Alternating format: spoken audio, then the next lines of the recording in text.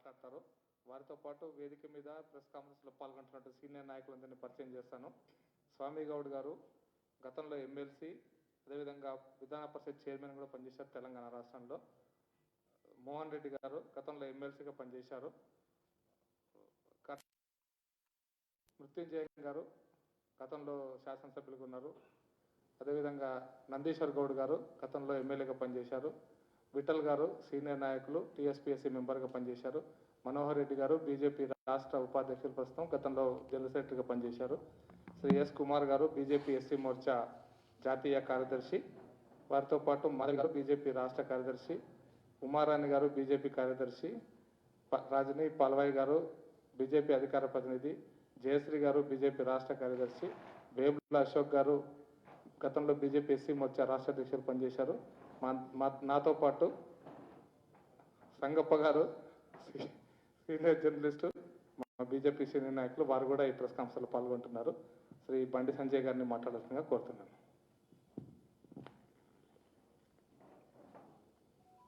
బలిసినానే press meeting పెట్టిన తెలిసి తెలంగాణ రాష్ట్ర ప్రజలకు అబద్ధాలతోని, భూతు పురాణంతోని, అవాస్తవాలతోని నమ్మించే ప్రయత్నం చేసిన సందర్భంలో వాస్తవాలను మీ ద్వారా ప్రజలకు వివరించే ప్రయత్నంలో ఈ గరీబోడు పెట్టిన ప్రెస్ కాన్ఫరెన్స్ వచ్చిన మీ పాత్రిక మీతో అందరూ కూడా నమస్కారాలు. ఎన్ని గంటలు? 2 గంటలు చంపిండి నిన్న. Telugu, Hindi, English, Urdu, next China ready అవుతుంది. చైనా భాష ఇంకో గంట పెంచుకోరు. ఇక చెప్తా మీకు. నిహావ్, నిహావ్ మా, ఓకే శేషే, నిహావ్, నిహావ్ మా, ఓకే శేషే. చెప్పాలి అర్థం ఏంటి? నెక్స్ట్ సార్ చెప్తాను, నెక్స్ట్ మీకు రెడీ ఉండరు. ఇక మీరు నేర్చుకోవాలి చైనా భాష. ఇక నీ హావ్ అంటే నమస్తే అన్నట్టు చైనా భాషలో. నీ హావ్ మా అంటే బాగున్నారా అన్నట్టు. చేసే థ్యాంక్ యూ అన్నట్టు వచ్చినందుకు. నేను సార్కు చైనా మీద బాగా ప్రేమ పుట్టింది కదా పాపం. నేను మన వాగిండు చైనా చైనా చైనా అని చెప్పి. అక్కడ అందుకే 3 భాషలకు 2 గంటలు పెట్టాడు. చైనా భాష వస్తే ఇంకో గంట పెంచుకోరు ప్రెస్ మీటింగ్. ఇక కామెడీ మొత్తం పొట్టు పొట్టు నవ్వుకున్నారు కదా చూసినాక. కానీ విలేకరులను తెచ్చా ఎవరు చేస్తలేరా? ముందుగా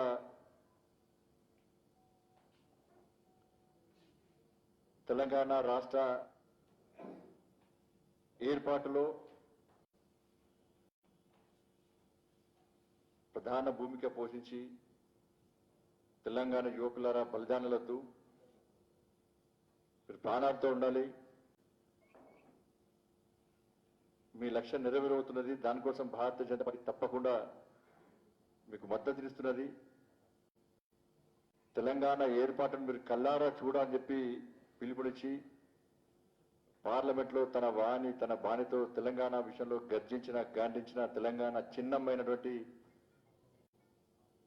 సుష్మా స్వరాజ్ గారి యొక్క జయంతి సందర్భంగా వారిని స్మరించుకుంటూ, వారిని తలుస్తూ,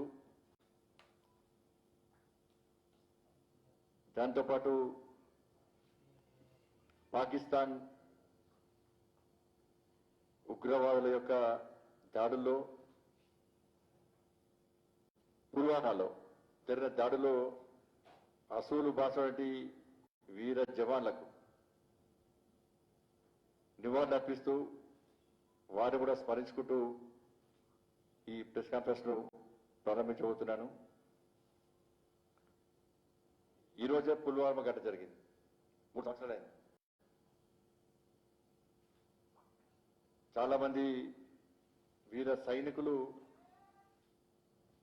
పాకిస్తాన్ గుండాలు జరిపినటువంటి దాడిలో వీర మరణం పొందిన విషయం మనందరికీ తెలిసిందే.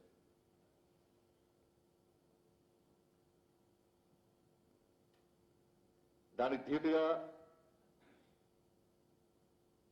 నరేంద్ర మోడీ గారి నేతృత్వంలోని భారతీయ జనతా పార్టీ ప్రభుత్వం సైనికులను వీర జవాన్లను పోస్ట్ చేస్తున్న సందర్భంలో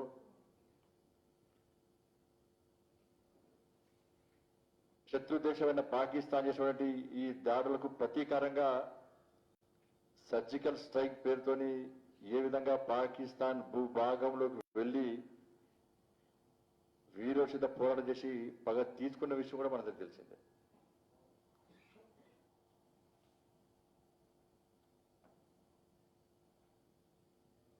పాపం సర్జికల్ చేసి స్ట్రైక్ చేసిన విషయం వాస్తవం.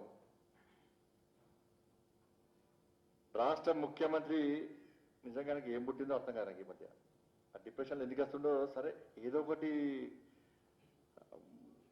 విమర్శలు ప్రతి విమర్శలు అది వేరే విషయం. కానీ దేశానికి సంబంధించిన విషయంలో కూడా రాష్ట్ర ముఖ్యమంత్రి నిస్సిగ్గుగా నిర్లజ్జగా వీర సైనికుల త్యాగాలను కించపరిచే విధంగా వాళ్ళ సర్జికల్ స్ట్రైక్ జరగాలని చెప్పి ఇలా వాదిస్తుంటే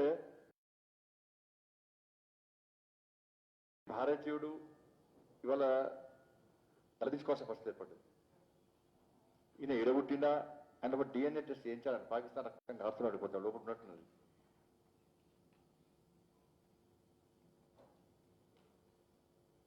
సర్జికల్ స్ట్రైక్ జరిగిన తర్వాత దేశవ్యాప్తంగా తెలంగాణ రాష్ట్రంలో కూడా ప్రజలందరూ కూడా పండుగ చేసుకున్నారు.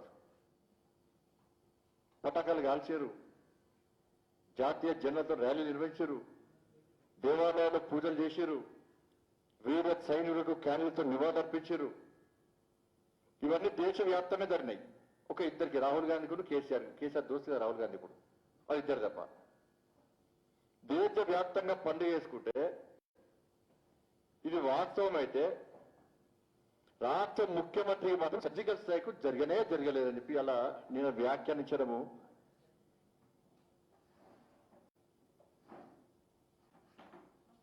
మనకి ఏ దేశభక్తుందో ఇప్పటికి అర్థం కాలే, ఏ దేశానికి వంతభక్తుందో ఇప్పటికి అర్థం కాలే.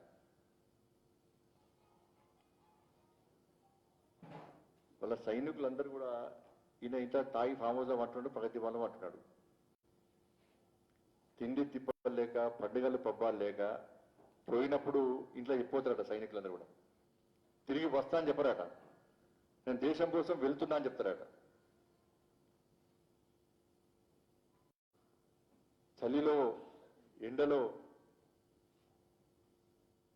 నిద్ర లేక, తిండి తిప్పలు లేక మన దేశాన్ని కాపాడేటువంటి సైనికులు వాళ్ళ కుటుంబాలను వదిలిపెట్టి సరిహద్దులో కాపలా కాస్తూ దేశాన్ని కాపాడే ప్రయత్నం చేస్తుంటే ఇలా వాళ్ళ యొక్క త్యాగాలను కూడా, వాళ్ళ యొక్క వీరోచిత పోరాటాన్ని కూడా కించపరిచే విధంగా రాష్ట్ర ముఖ్యమంత్రి మాట్లాడుతుంటే నీకంటే పెద్ద దేశద్రోహి ఇంకోలేడు.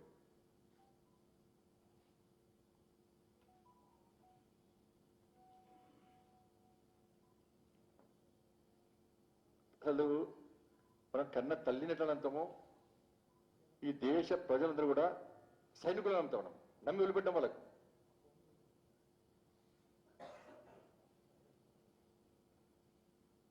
అట్లాంటిది నువ్వు సైనికులు నమ్ముతలేవు, నువ్వు దేశ ప్రధాని మాట నమ్మవు.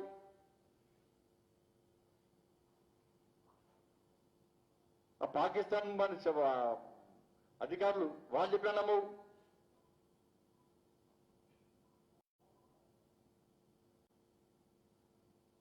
ఎవరు చెప్తే నమ్ముతావు అంటే నువ్వు అని పేరు కదా, మసూద్ అజార్.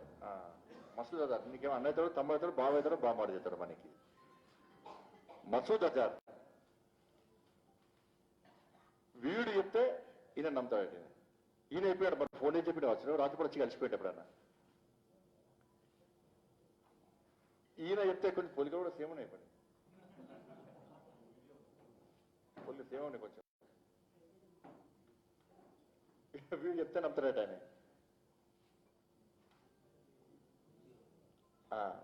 దానికి సంబంధించి వీడియో కూడా ఉన్నది, వీడియో చూపెట్టాలి. అయ్యి చూపెట్టాల్సిందే సార్, మొత్తం ఫుర్సత్ చేయాలి అన్న, కొంచెం టైం ఇది ఇవ్వాలి.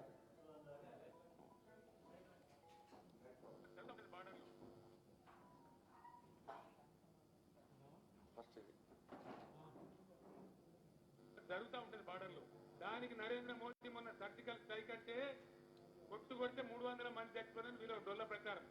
వాడు అజర్ మసూద్ అంటే చెప్పాడు, చీమ కూడా కావాలిగా నీతో ఏం కాలేదని. ఈయనకే ఫోన్ చేసి చెప్పండి.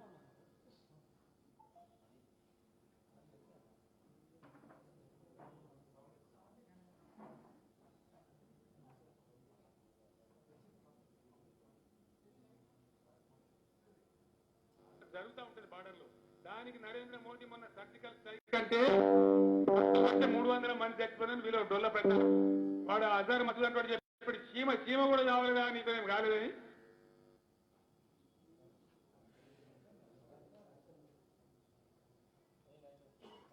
నే మోస్ట్ వాంటెడ్ టెర్రరిస్ట్ వీని బ్యాక్గ్రౌండ్ ఏంటంటే 2001లో పార్లమెంట్ మీద దాడి చేసింది వీడే, వీని గ్యాంగే. 2008లో ముంబై దాడిలో వీని హస్తం ఉన్నది. జమ్మూ కాశ్మీర్ అసెంబ్లీలో ఆత్మహత్య దాడికి స్కెచ్ చేసింది వీడే. 2016లో పఠాన్ కోట్లో ఇండియన్ ఎయిర్ ఫోర్స్ పై దాడి చేసింది వీడే. 2019లో పుల్వామా దాడిలో 40 మంది భారత జవాన్లు బలిగొన్నది వీడే. ఇలా పుల్వామాలో జరిగిన దాడి వెనుక ఉన్నది కూడా వీడే. ఇప్పుడు జైష్ అహ్మద్ యొక్క ఉగ్రవాద సంస్థ యొక్క అధినేత వీడు ఫోన్ చేసి చెప్పినట్టు మన సార్కు దాడి జరగలేదని చెప్పి. ఇవాళ పాకిస్తాన్ చచ్చిపోతే దీనికే మాత్రం అర్థం కాదు. బాధపడుతున్నట్టు ఎవరు చచ్చిపోలేదు చెప్పి. ఆ రోజు ఇప్పుడు ప్రియతమ ప్రధాని మోడీ గారు క్లారిటీగా చెప్పాడు. ఏం చెప్పాడు? దాడి చేస్తాం, ప్రతీకారం తీసుకున్న తర్వాత వెంటనే ఈ విషయాన్ని పాకిస్తాన్ కు చెప్పేవారు కూడా ఈ విషయం బయటికి రావద్దు, ఫస్ట్ వానికే చెప్పాలని చెప్పి మోడీ గారు క్లారిటీగా ఒక టీవీ ఛానల్కి ఇంటర్వ్యూలో క్లియర్గా చెప్పాను. వాళ్ళు ఫోన్ మాట్లాడలే, ఫోన్ రాలే, వచ్చి చూడలే, భయపడ్డారు. 12 గంటలకు కమ్యూనికేషన్ ఫోన్లో మాట్లాడారు, వచ్చి చూసిర్రు, వాళ్ళ డెడ్ బాడీని తీసుకపోరని చెప్పి చెప్పినామని చెప్పి క్లియర్గా మొదలైపోయారు. ఆ వీడియో కూడా చూపడతారు ఒకసారి మీకు. లైట్ ఉన్నది. मैंने हमारे अफसर जो इसको ऑपरेट कर रहे थे उनको कहा कि आप हिंदुस्तान को पता चले उससे पहले, मीडिया वहां पहुंचे उससे पहले पाकिस्तान की फौज को फोन करके बता दो कि आज रात हमने ये किया है, ये लाशें वहां पड़ी होगी, तुम्हें समय हो तो जाकर के ले आओ। हम सुबह 11 बजे से उनको फोन लगाने की कोशिश कर रहे थे, फोन पर आने से डरते थे, आ नहीं रहे थे। मैं इधर पत्रकारों को बुला करके रखा हुआ था, हमारे आर्मी अफसर खड़े थे। पत्रकारों को आश्चर्य हो रहा था कि क्या बात है, हमको बुलाया है, कोई बता नहीं रहे। मैंने कहा पत्रकार बैठे हैं उनको बिठाइए, थोड़े वो नाराज हो जाएंगे, लेकिन सबसे पहले पाकिस्तान से बात करो, हमने किया है, छुपाया नहीं हमने। 12 बजे वो टेलीफोन पे आए, उनसे बात हुई, उनको बताया कि ऐसा ऐसा हुआ है और हमने किया है। और तब जाकर के हमने हिंदुस्तान के मीडिया को और दुनिया को बताया कि भारत की सेना का ये अधिकार था न्याय को प्राप्त करने का, और हमने किया।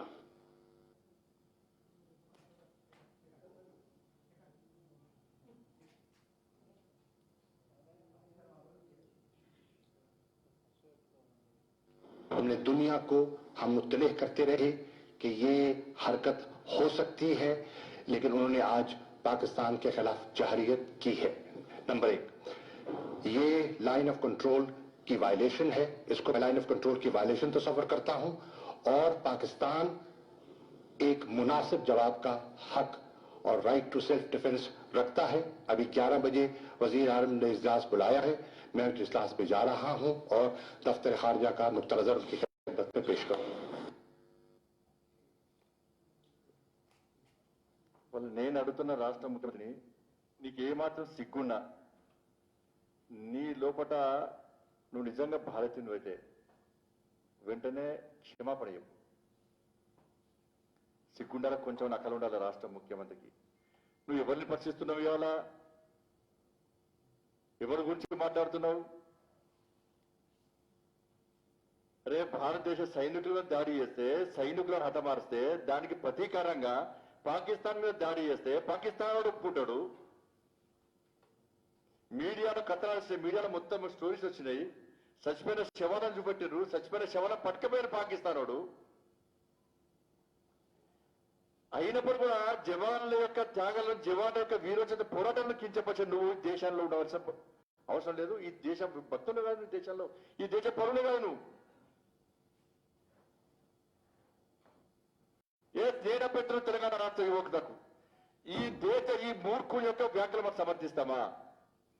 ఈ దుర్మార్గ దుష్టుల యొక్క వ్యాఖ్యలు సమర్థిస్తారా మీరు?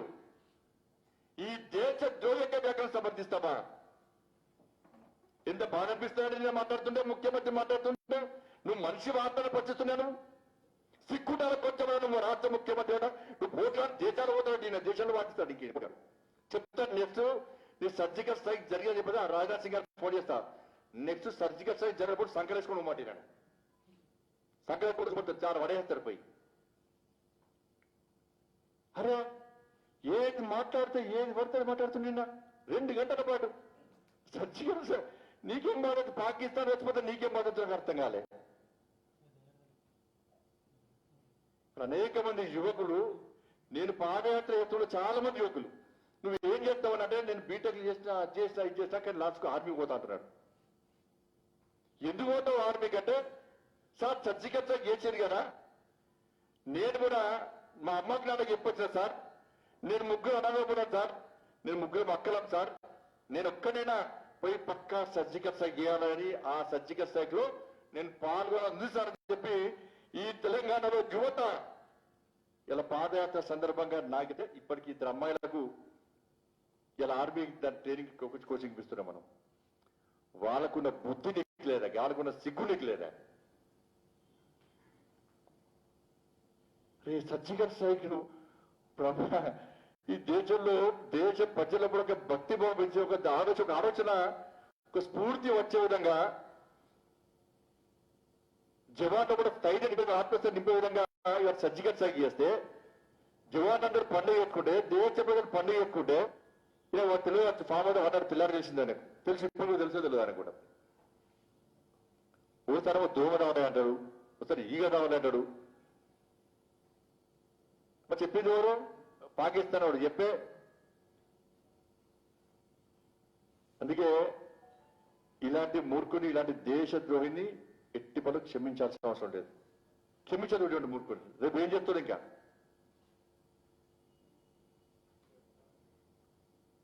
ఇంతకంటే నీచమైన వ్యాఖ్యలు కొట్టుంటాయి. నువ్వు విమర్శ చేయి, రాజకీయ పార్టీ తిట్టు, కానీ ఒక దేశానికి సంబంధించిన విషయంలో నువ్వు ఈ విధంగా వ్యాఖ్యానించడం నిజంగా సైనికులను పూర్తిగా వాళ్ళ ఆత్మస్థైర్యం దెబ్బతీయడమే. ఆ రోజు వద్ద వీరోచిత పోరాటం చేసినటువంటి వాళ్ళ ఆత్మస్థైర్యం దెబ్బతీ. ఆ సినిమా ఉంటుంది కదా, సినిమా ఉంటుంది కానీ ఉరి పంపిస్తా చూడు. ఇందులో పుస్తకం చదివా కదా, ఆ ఉరి సినిమా, ఉరి అనేది సినిమా చూపడతారు చూడు సార్, తెలుసా నీకు ఒకసారి? అంటే టైం ఉందో లేదు సార్, ఒక గ్లాస్ పట్టుకొని చూడే పక్క పట్టే ఉన్నది.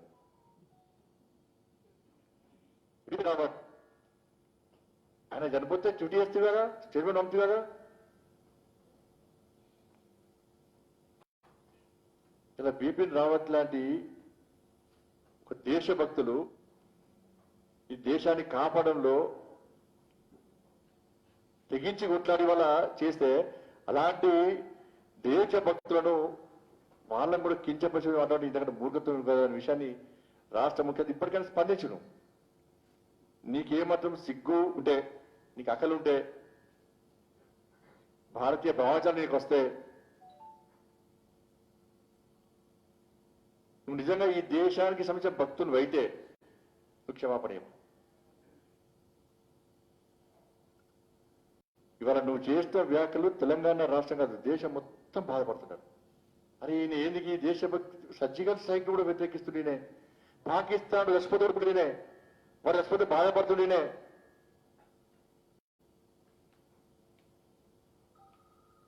ఈయన వ్యాఖ్యలను భారతీయ జనతా పార్టీ తీవ్రంగా ఖండిస్తున్నది.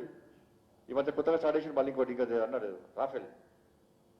రాఫెల్ది స్క్రిప్ట్ అక్కడి నుంచి వస్తున్నది. ఏది మన 10 జనపదులు వస్తుంది స్క్రిప్ట్. ఈ మధ్య దోస్తులు బాగా పోయారు కాంగ్రెస్ పార్టీలోను. 10 జనపదులు వచ్చే స్క్రిప్ట్ మొత్తం సార్ చదువుతున్నాడు. రాఫెల్ దానిలో స్కామ్ జరిగిందట, అది కూడా చెప్తా. పొంగ రాఫెల్కి రెక్కలు ఉంటాయి, రెక్కలు దానికి ఈయన కప్పమాట. ఓ రెక్కకి నేను కట్టేసి తీసుకుపోతే అప్పుడు దాన్ని పడేసేస్తే పీడపోతుంది, అడ్డ పోతాడు ఎరారిగా. రాఫెల్ కుంభకోణం అట ఈయనకు ఒడిపిన మరి అది ఆల్రెడీ సుప్రీంకోర్టు పిటిషన్ కొట్టేసింది ఆల్రెడీ క్లీన్ చిట్ ఇచ్చింది రాఫెల్ కుంభకోణం తప్పిది సుప్రీంకోర్టులో నీలాంటి వాడు పిటిషన్ వేస్తే త్రివిధ దళాధిపతులు దాని మీద విచారణ చెప్పి సీల్డ్ కవర్ లో సుప్రీంకోర్టు నివేదిక సమర్పిస్తే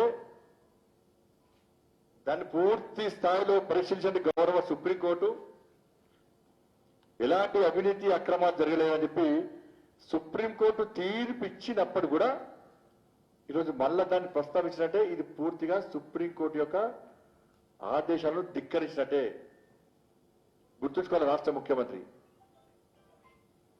ఇలా క్లియర్గా ఉన్నది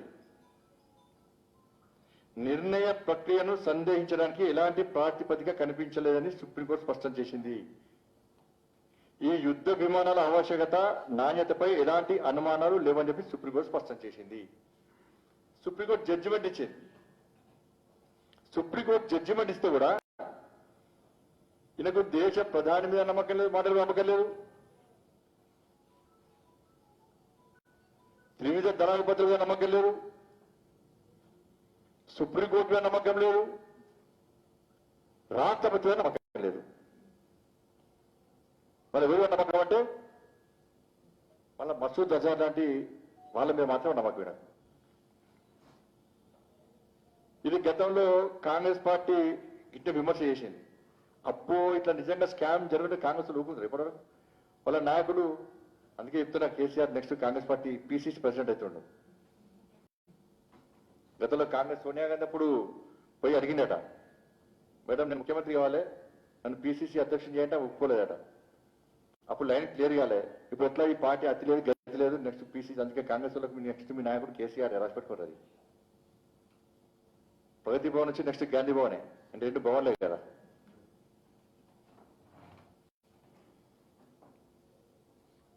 ఇలా సుప్రీంకోర్టు తీర్పు కూడా ధిక్కరించబట్టి తీసిపారు కానీ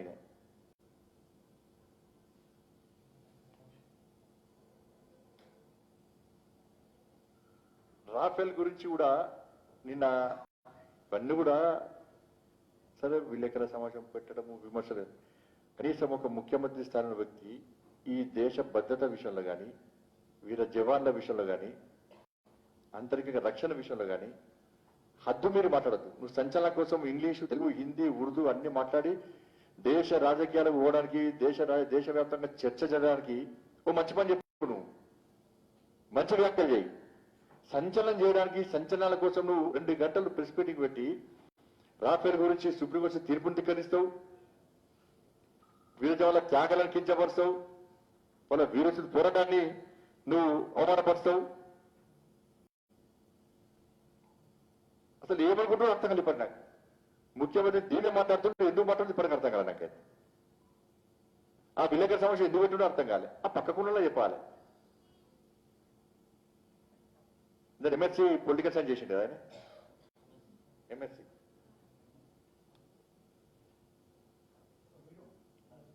ఏమని అదే దాని గురించి మనకు మైండ్ ఖరాబ్ అవుతుంది అనవసరం ఇప్పుడు చూసేసంత తోలిపోతా అది అవుతుంది కాదు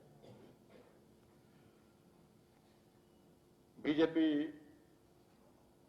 అవినీతి పార్టీ అట ఈయనకి ఎడవించిన ఉంటుంది పాపం బీజేపీని తరిమి కొట్టకుంటే దేశం ఆగమైపోతుందట తెలంగాణ ఆగమైతుంది గవర్నలేదు మాకి బీజేపీని తరిమి కొట్టుకుంటే ఆగమైపోతుందట నీలాంటి సన్నాసి అందిత జుట్టు పడతాడు లేకుంటే కాలు పడతాడు నీకంటే పెద్ద అవినీతి పరుడు ఎవడన్నాడా రాసి పెట్టుకో రాష్ట్ర ముఖ్యమంత్రి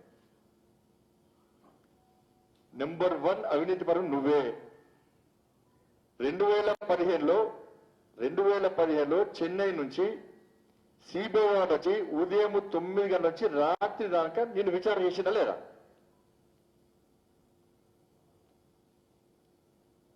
నువ్వు పెద్ద అవినీతి పరుడివి నువ్వు ఇప్పటికి అవతలు నువ్వు మంత్రి ఉన్నప్పుడు ఇప్పటికి అవతలు ఇవ్వని టైం ఇస్తావు మొత్తం దోచుకుంటున్నావు అని ఈహెచ్ఐ స్కామ్ కానీ సహారా స్కామ్ లేవు అన్ని దోచుకుంటున్నావు కాబట్టి ఆ దోచుకుంటే టైం ఇస్తున్నావు తప్ప నువ్వు బయట కనీసం పబ్లిక్ టైం ఇస్తలేవు, మంత్రిగా ఉండి ఎంపీలకు టైం ఇస్తలేవు, ఎమ్మెల్యే టైం ఇస్తలేవు అని చెప్పి ఒక ఎంపీ సాక్షాత్తు పార్లమెంట్ లో ప్రశ్నిస్తే మన్మోహన్ సింగ్ గారు సమాజ పార్లమెంట్ లో నేనే చాటి చెప్తున్నా, ఈ మంత్రి కేసీఆర్ అనే మంత్రి మీకు టైం ఇస్తలేని వాస్తవము, పార్లమెంట్కి వస్తలేరు, మొత్తం దోచుకుంటున్న విషయం వాస్తే నేను దాని మీద మళ్ళీ నేను ప్రకటిస్తా అని చెప్పి సారి చెప్పింది మన్మోహన్ సింగ్ గారు. ఈ విషయం తెచ్చుకుని ముఖ్య రాష్ట్ర కేసీఆర్ తెలిసిందా ఏం చేసిండు వెంటనే ఇట్లా జిమ్మిలో ఐఎమ్ ఏ ట్రోల్ అని చూపెట్టి బుక్ ఒకటి, దాన్ని 2 సంవత్సరాలు అయింది దాన్ని. మరి ఐఎమ్ ఏ ట్రోల్ అంటే ఇంకో బుక్ ని రాసే కదా, అపరిచితుడు ఈ చదువు పంపిస్తాను. నీ పర్సనల్ సెక్రటరీ దిలీప్ గారు ఒక తెలంగాణ ఉద్యమకారుడు, నీకు మంచి ఆలోచన, తెలంగాణ రాష్ట్రాన్ని సాధించుకోవాలని నువ్వు కష్టాలు ఉండవు, ఈ కష్టాలప్పుడు నీ కనీసం సహకరించాలి, చేదోడు వాదోడు ఉండాలని చెప్పి దిలీప్ అనేటువంటి ఎంఎస్ అనేటువంటి పర్సనల్ సెక్రటరీ గారు ఈయనకు అండగా ఉన్నాడు. ఈయన మెంటాలిటీ యాటిట్యూడ్ చూసిన తర్వాత నీ అబ్బాయి ఈయన మనకు ఖరాబ్ అవుతుందని వెళ్ళిపోయాడు. ఇక ఈయన చేసిన బండారం అంతా దీనిలో ఉన్నది. నీ పంపిస్తా, మీకు కూడా ఇస్తాను బుక్స్, ఇచ్చిరా బుక్స్ నా కేసీఆర్ గారు సూపర్ డిస్పాట్ పక్కా ఇస్తా. కేసీఆర్ అడగా చూడు అంటే మాకు రావడాడు మీకు ఈ బుక్స్ అందరికీ ముందే అప్పుడు కేసీఆర్కి మళ్ళీ ఇవ్వాలనుకుంటా మళ్ళీ అందరికీ మరి చదువుకో గట్టి చదువురేది. అపరిచితుడు రాసింది ఇలా ఏం రాసిందంటే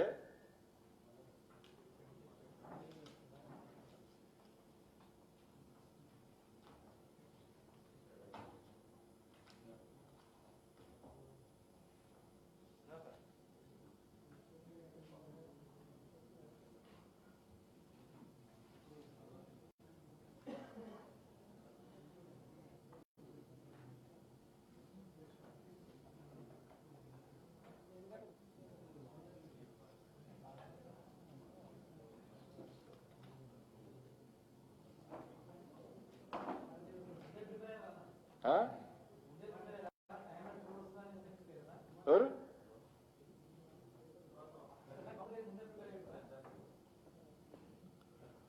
ఇలా మన్మోహన్ సింగ్ గారు మాట్లాడినట్టు దాని పేజ్ నెంబర్ 63 చూడన్న. అది చదువుకున్న తర్వాత మళ్ళీ టైంలో చాలా టైం అయింది కాబట్టి అది చదువుతుంది 63 పేజ్లో.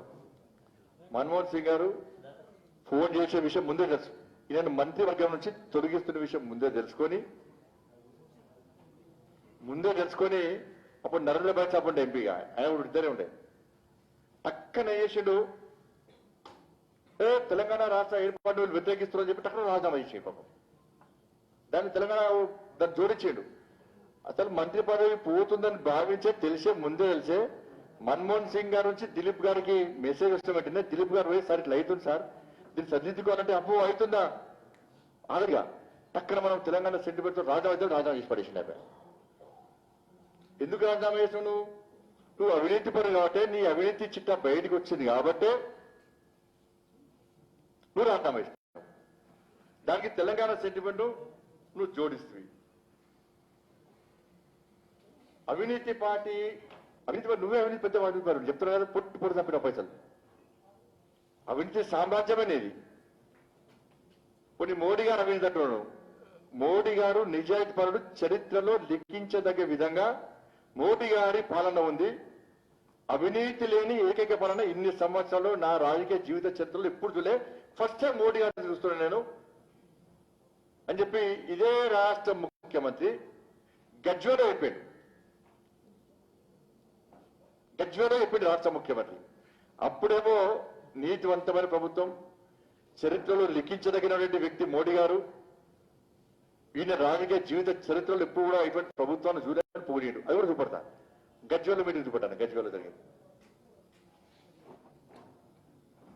100% भ्रष्टाचार रहित सरकार आज भारत में चल रहा है, ये आपके नेतृत्व में चल रहा है। ये सही हिंदुस्तान के तारीख में, हिंदुस्तान के इतिहास में भ्रष्टाचार रहित सरकार चलाने का ये श्रेय मोदी जी कोई माने ना माने, जरूर देश मानेगा, जनता मानेगा, इतिहास में ये लिखा रहेगा। ये श्रेय आपको मिलना चाहिए और मिलेगा।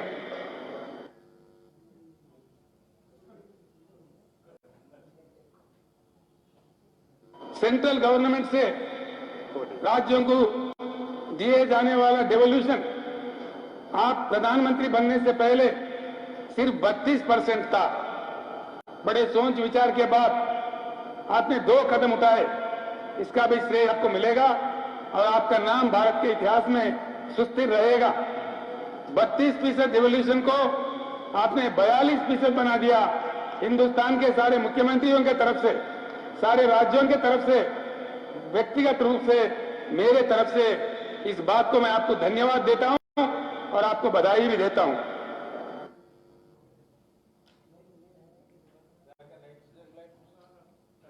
I also extend my thanks to the main opposition party, principal opposition party, that is Bharatiya Janata Party, and particularly the floor leader in the parliament on behalf of BJP, Srimati Sushma Swaraj ji and Sri Arun Jaitley ji, LOP in the Rajya Sabha from the BJP side. I thank them personally on behalf of the people of Telangana.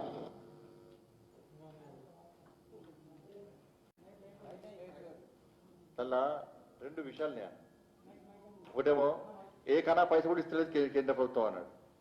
దానిలో ఎవరాడనే 32% నుంచి 42%. ఇలా మోడీ గారు పెంచారు గత ప్రభుత్వాల కంటే. నువ్వు ముఖ్యమంత్రి కాబట్టి, ముఖ్యమంత్రి బాధలు తెలుసు కాబట్టి నువ్వు మాకు సహకరిస్తున్నావు. రాష్ట్ర ముఖ్యమంత్రి అందరి తరపున ఈయన కృతజ్ఞతలు చెప్పాడు. మళ్ళా దేశ ముఖ్యమంత్రి అందరి తరపు నుంచి అది నోరా మోరా నాకు అర్థం కాదు ఇప్పటికి. మరి అప్పుడు దిమాగ్ ఉందా, ఇప్పుడు దిమాగ్ అని ఖరాబ్ అయిందా? ఇవన్నీ ప్రూఫ్. నేనైతే దాన్ని మార్పులు లేదు కానీ మీకు డౌట్ ఏం లేదు కదా మీకైతే? ఉందా రాషన్ ఉంది? డౌట్ ఉంది మీకన్నా? డౌట్ ఏం లేదు కదా మీకైతే?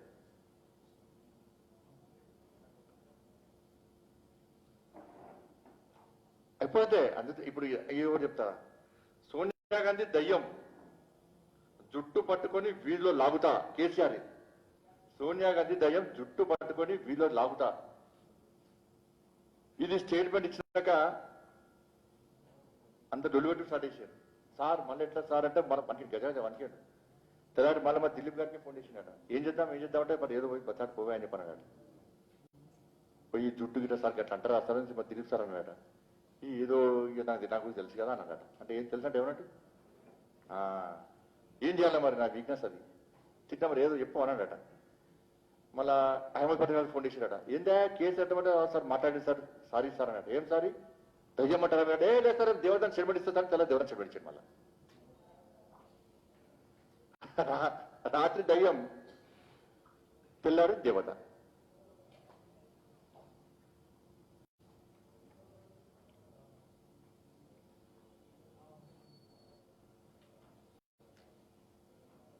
ఇది మిషన్ భగత ప్రారంభోత్సవ సభలో గజ్వేల్లో మాట్లాడిన మాటలు, కేసీఆర్ గారు మాట్లాడిన మాటలు ఇప్పుడు చెప్పాలి. రాష్ట్ర ముఖ్యమంత్రి అవినీతి సామ్రాజ్యం నీది, దీనిలో ఏం లేదన్నా.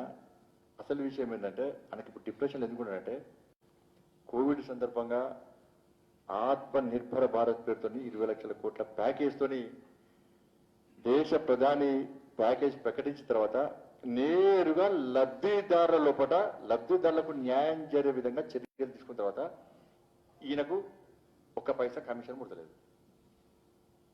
స్వనిధి కింద పైసలు నేరుగా ఇస్తున్నాం, బియ్యం నేరుగా ఇస్తున్నాం, కంప్లీట్ సబ్సిడీ ఇస్తున్నాం. ఇట్లా రైతులకు నేరుగా సంబంధించిన డబ్బులు ఏమవుతుంది, ఒక్కొక్కరు 500 రూపాయలు ఇస్తుంది. ఇవన్నీ నేరుగా వచ్చేవాడు. అది కూడా ఇప్పుడు వీడు ఉంది అన్నది. మంతెన్ని ముత్తారం ఉంది అది. మంతెన్ని ముత్తారంలో ఉన్న కూడా డైరెక్ట్ మీరు మోడీ గారు పైసలు నేను అంటున్నాడు. అంటే నా పరిస్థితి ఏంటంటే సినిమా ఉంది కదా, నాకేంటి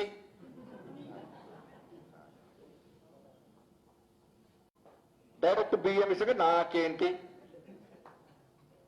స్వనిధి కింద డైరెక్ట్ 10 ఇసుక నాకేంటి,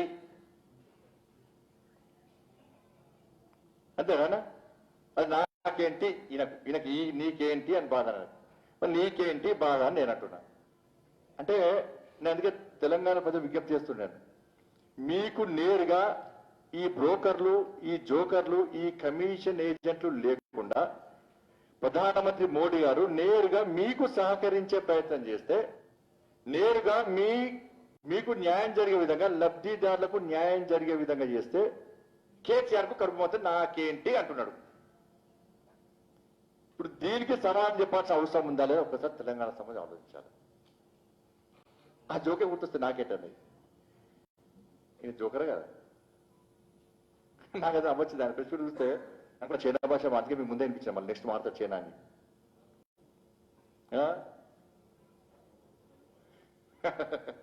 అందుకే రాజ్యాంగాన్ని మార్చారు. మరి ఆ చైనా భాష పెడతారు దాన్ని మరి అవును అఫీషియల్ లాంగ్వేజ్ చేస్తారు, అధికార భాష చేస్తారు దాన్ని. ఇక అతి ముఖ్యమైన విషయం విద్యుత్ సంస్కరణ విషయంలో మాట్లాడండి. ఇదేదో మాట్లాడాడు. మీకు కొన్ని కాపీ కూడా పేరా నిన్న మంచి పేరు విలేకరుల సమావేశం పేరా అది ఇచ్చిందా, పేపర్లు ఇచ్చిండా? ఎప్పుడు ఏమంటాడు ప్రతిసారి ఏమంటాడంటే ఇంత కట్టిస్తాడు, ఆ టైం చదివేది పీకేలేదు పీకేలేదు, మళ్ళీ ఆయన అయిపోయేది లేదు దానికి. ఇంత పెద్ద కట్టిస్తాడు, చూసుకోండి తర్వాత చూసుకోండి అంటాడు. ఇక అడుగుడు ఎక్కడ అప్పో ఈ మధ్య అడుగుతారు కానీ కొంచెం బుక్ ఇస్తాడు, ఇక ఇచ్చి చదువుకోని అని పడుతారా మళ్ళీ మీరు మళ్ళీ సంవత్సరానికి ఎప్పుడు లేస్తారు, సార్ బయటకు వస్తాడు, అప్పటికి ఈ ఇష్యూ అవుతుంది, మళ్ళీ కొంత డైవర్ట్ చేస్తారు కదా, మళ్ళీ అడిగేలేదు ఇంటలేదు కదా, చూసేలేదు, చూసాక ఫోన్ చేస్తారు, నాకంటే ఫోన్ చేస్తారు, కేసీఆర్ ఫోన్ చేస్తారు, ఎవరన్నా చేస్తారా ఫోన్ వల్ల? విద్యుత్ సంస్కరణ విషయంలో అన్ని అబద్ధాలేనా, అన్ని జూటా మాటలే, అన్ని బడాచోరు మాటలే, అన్ని బట్టబాజీ మాటలే. ఇది కేవలం తెలంగాణ రైతాంగాన్ని రెచ్చగొట్టడానికి, రాజ్యాంగం విషయంలో ఇప్పటికే తెలంగాణ ప్రజలు ఇవాళ రాష్ట్ర ముఖ్యమంత్రిని వ్యతిరేకిస్తున్నారు, ఆగ్రహంతో ఉన్నారు, నిరోధించే ప్రయత్నం చేస్తున్నారు. కాబట్టి దాని దృష్టి మళ్లించడానికి అందరూ చెప్తే ఒక సమస్య వస్తే ఒక ఇష్యూ నడుస్తుంటే దాన్ని ఇంకో ఇష్యూ మారుస్తారు. దాన్ని ఈసారి మళ్ళా రాజ్యాంగం విషయంలో నడుస్తుంది కాబట్టి నిన్న మందకృష్ణ మాదిగా పెట్టింది నిన్న. అందుకే భయపడి మళ్ళీ నిన్న చేసి సాధంగానే మళ్ళా విద్యుత్ సంస్కరణ స్టార్ట్ చేసాడు. సంస్కరణ పేరుతున్నాట, ఒక సంస్కరణ మంచి పేరు పెట్టాట, ఈయన జూటా వేస్తున్నాడు. ఏ జూటా వేసాడు నేను అంటే విద్యుత్ చట్టాలు, రైతు చట్టాలు మంచి, అవి అమలు చేయాలని చెప్పి ఈడేపుతీవి, ఆడిపోయి యుద్ధం చేస్తాను, ఆడిపోయి పిచ్చోడే మళ్ళీ వస్తేవి, మళ్ళీ ఏం చేస్తావు, సస్పెండ్ రైతులు ఒక్కొక్కరికి 5 లక్షలు ఇస్తాడు, అది వ్యక్తివి, నోట్ రద్దు మంచిదంటివి, మళ్ళీ తప్పు అంటివి, ఒకసారి మంచిదంటాడు, ఒకసారి కాదు అంటాడు. ఇవాళ గతంలో తెచ్చే ప్రయత్నించినటువంటి పవర్ బిల్ 2020, దానికి 2020లో ఏప్రిల్లో కేంద్ర ప్రభుత్వం దాన్ని సవరణ చేసింది. గతంలో వచ్చిన బిల్లును కేంద్ర ప్రభుత్వం 2020 ఏప్రిల్లో సవరణ చేసింది. దాని తర్వాత 2021 ఫిబ్రవరిలో మళ్ళా కొన్ని మార్పులు చేసింది. దాన్ని ఫస్ట్ దాన్ని సవరణ చేసి మళ్ళా కొన్ని మార్పులు చేసింది. ఫైనల్ గా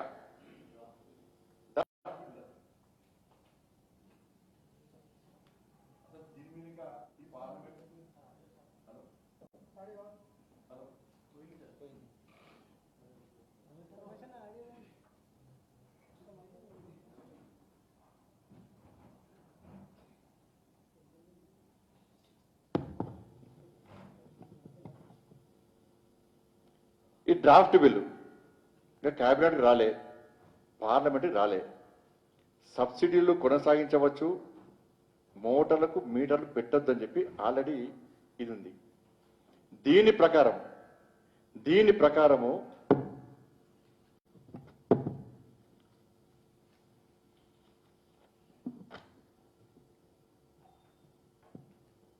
జనవరి 3 రోజు 2022 జనవరి 3 రోజు RDSS guidelines, revamped distribution sector scheme,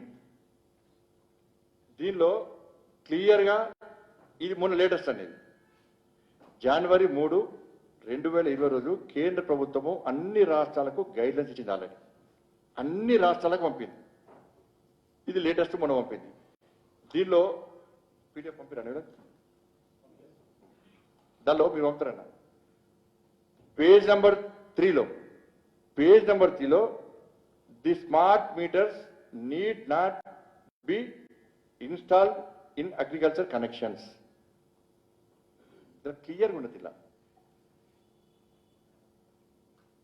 వ్యవసాయ భూములకు మోటార్లకు మీటర్లు పెట్టరాదు, అవసరం లేదు. ఇది ఎప్పుడన్నా మొన్నొచ్చింది జనవరి 3, 2022. మరి అన్ని రాష్ట్రాలకు వచ్చింది, మరి నీకెందుకు రాలే? అది అడ్రస్ మార్చంటారు ప్రగతి, అది సచివాలయం గురపడుతుంది కదా, అడ్రస్ పాత అడ్రస్ పెట్టిండేమో. అన్ని రాష్ట్రాలకు వచ్చిందన్న మరి ఇది ఇయ్యాక ఎక్కడిదో పాతది ఇచ్చింది మీకు ఎప్పటిదో. దీన్ని 68 పేజీలది ఇచ్చి ఇగో మీటర్లు పెట్టుకుంటారని చెప్పి నేను అడుగుతున్న రాష్ట్రం, నేను సవాల్ చేస్తున్నా, ఇది నీకు ముట్టిందా ముట్టలేదా? ముట్టకుండా పంపిస్తాను నేను. మీటర్లు పెట్టొద్దు అని దీనిలో ఉంది, మీటర్లు పెట్టుమని ఎక్కడ ఉందా?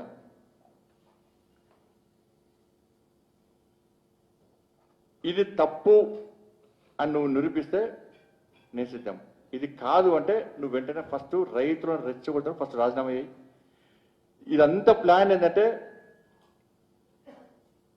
ఇవాళ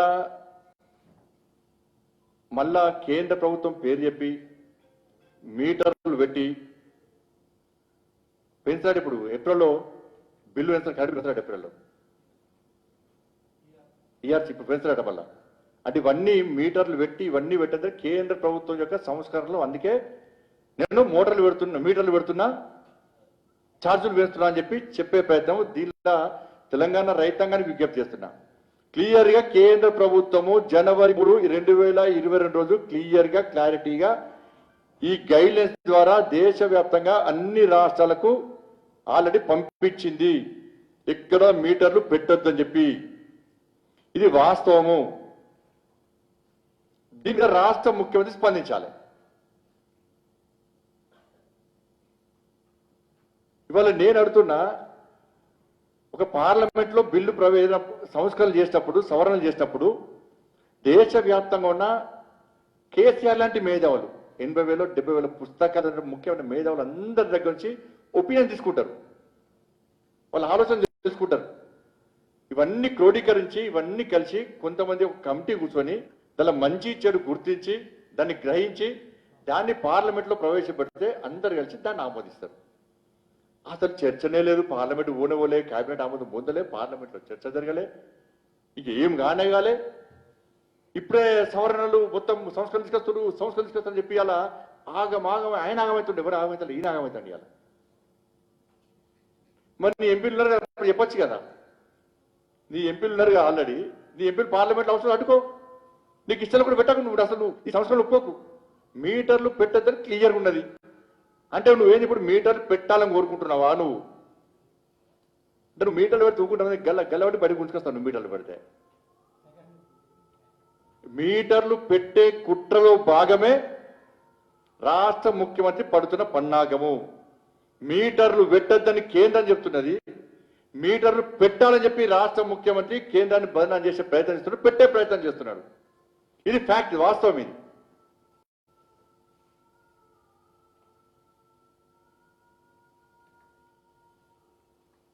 దీన్ని పట్టుకొని గల మళ్ళీ బిల్లులు పెంచే ప్రయత్నం చేస్తారు. ఇప్పుడు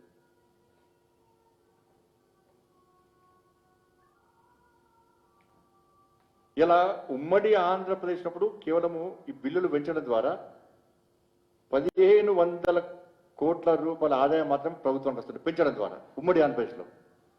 ఇప్పుడు ఈయన ప్లాన్ ఏంటంటే ఏప్రిల్లో బిల్లులు పెంచడం ద్వారా 7,000 కోట్ల రూపాయల ఆదాయం ప్రభుత్వానికి వచ్చే స్థాయిలో బిల్లు పెంచే ప్రయత్నం చేస్తారు. ఒక్క తెలంగాణ రాష్ట్రంలో 7,000 కోట్లకు పైగా ఈ బిల్లులు పెంచడం ద్వారా ప్రభుత్వానికి ఆదాయం రావాలని పెంచే ప్రయత్నం రాష్ట్ర ముఖ్యమంత్రి చేస్తున్న నాకున్న సమాచారం.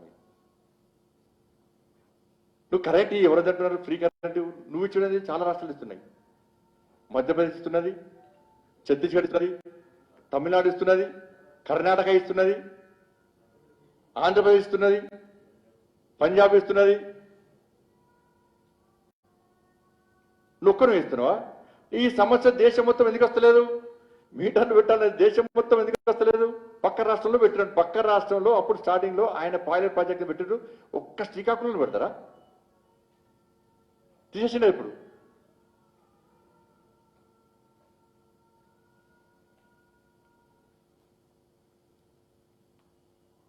ఇంకేమంటాడు? దేశంలో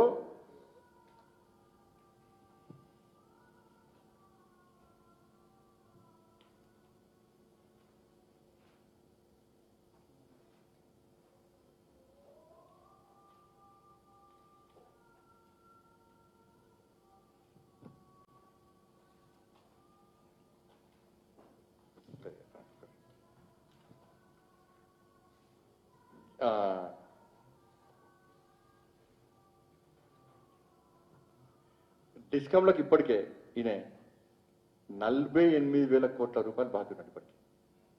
అసలు ఫ్రీ కరెంట్ ఈయన ఇస్తున్నాడు అన్న వాస్తవం. ఫ్రీ కరెంట్ వాళ్ళు ఇస్తున్నారు, డిస్కమ్ వాళ్ళు వస్తున్నది నాకు. డిస్కమ్ వాళ్ళు ఇస్తున్నాడు ఫ్రీ కరెంట్, నాకు ఈయన ఇస్తున్నాడు డిస్కమ్లకు పైసలు. ఫ్రీ కరెంట్ ఈయన ఇంట్లోకి వెళ్ళి ఇస్తున్నాడు. ఈయన పైసలు కడితే, డిస్కమ్లో పైసలు కడితే ఈయన ఫ్రీకి ఇస్తున్నాడు. ఇప్పుడు 48,000 రూపాయలు ఇప్పటికీ బాకీ ఉన్నాడు. ఖర్చులు ఒక్క పైసా కడతలేడు, ఇప్పుడు కడతలేడు. ఈయన నెక్స్ట్ వచ్చేది భారతీయ జనతా పార్టీ ప్రభుత్వమే. ఈ పైసలు ఎవరు కట్టాలి? 40,000 కోట్ల రూపాయలు మేము కట్టాలి. కానీ కరెంటు ఫ్రీ ఇస్తున్నది ఎవరు? మేమే ఇచ్చేది, ఫ్రీ కరెంట్ ఇచ్చేది మేమే. ఈ మూర్ఖుడు పోతాడు 48,000 కోట్ల రూపాయలు కట్టాడు, కానీ ఫ్రీ కరెంట్ ఇస్తున్నట్టున్నాడు. డిస్కౌంట్ ఇచ్చేది ఫ్రీ కరెంట్. ఈయన ఒక్క పైసా కట్టాడు. ఇప్పటికే నష్టాలు ఉన్నాయి, డిస్కౌంట్ నష్టాలు ఉన్నాయి. మొత్తం తెలంగాణ మొత్తం అంధకారమే ప్రమాదం ఉంది. ఈయన ఏం అసలు ఈయన ఏం కడతాడు? ఈయన ఈ పాత బస్తీల 70 నుంచి 80% అసలు బిల్లే కడతలేరు. ఏ సంస్థలు, పెద్ద పెద్ద సంస్థలు ఆడ పెద్ద పెద్ద బిల్డింగ్స్ ఉన్నాయి, ఎవ్వరు కడతలేరు. అవన్నీ దీని లెక్క కలిపిండి అయిపోయి ఫ్రీ కరెంట్ అంటున్నాడు.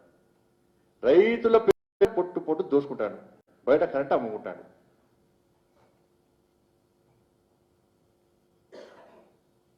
₹48,000 కోట్ల రూపాయలు బాగున్నాను ఇప్పటికీ. ఇప్పుడు ఇప్పటికి మళ్ళీ ఫ్రీ కరెంట్ ఇస్తున్నట్టు ఈయన ఇస్తున్నా ఫ్రీ కరెంట్. నువ్వు ఫ్రీ కరెంట్ ఇచ్చి దానికి పైసలు కడితే నువ్వు ఇచ్చినట్టు.